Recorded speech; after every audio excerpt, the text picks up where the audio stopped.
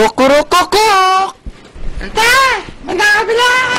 Sa Bicol. Sa Bicol yun. Sa... Dito sa Tagalog laing. Laing. Ito kasi yung tipong makikilala ang mga Bicolano sa laing. Okay, sir? Ano ang ating mga ingredients? Unang-una yung gata. Gata. Gata? Kakang gata. Gata. Kakang gata. Tsaka si Tiyuhing gata.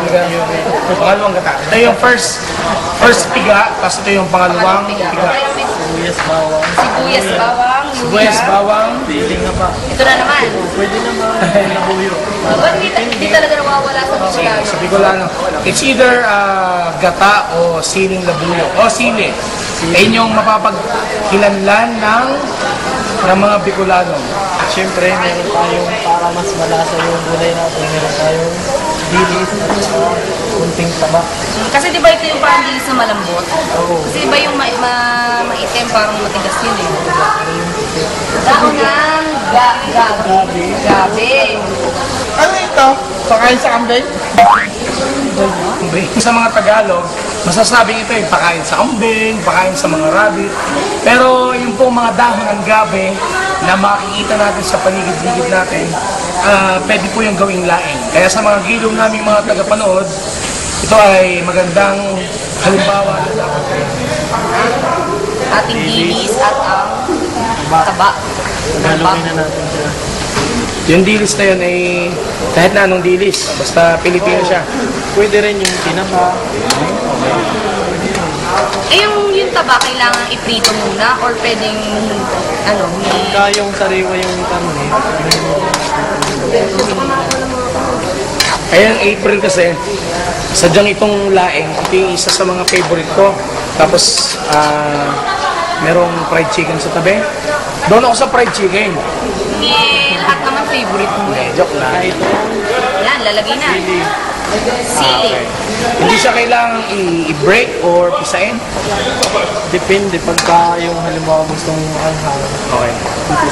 Pero pagka hindi, ganyan lang. Pero kalimitan naman, di ba pag nababad na naman, yung lalabas na yung...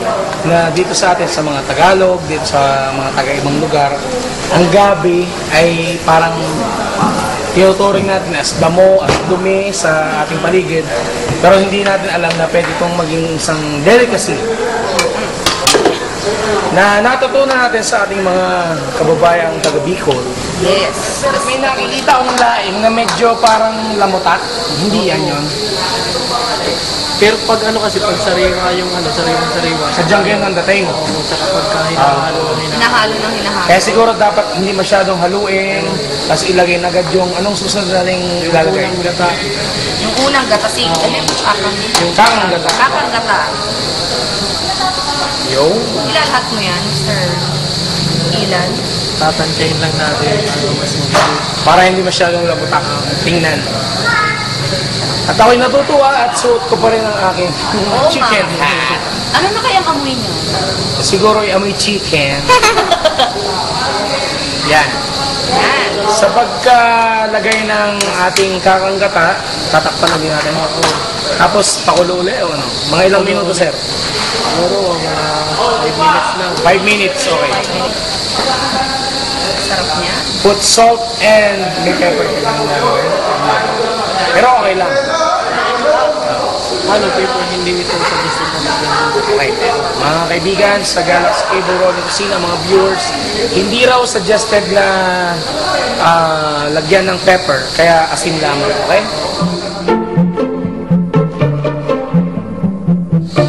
Alam mo, April. Huwag ka naman muna sumat ng sumat. Alam mo, April. April.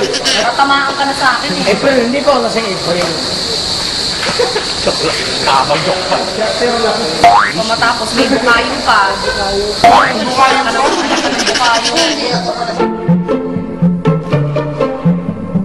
So, ang ating laing. Wow! Wow. Ayan na, itsura niya. Malapot. Malapot. Malapot. Pagka ganyan malapot, Mas maigi siguro na hindi masyadong labsak ang ating laing. Siguro kailangan natin ng tao sa ating audience para tumikim. Parito ka! Nam nam nam! Ping ping ping! Okay, sige, sumandok na. Ay, sumandok na. Ano ba yun? Mantok na, kailangan na eh. Yum, yum, yum.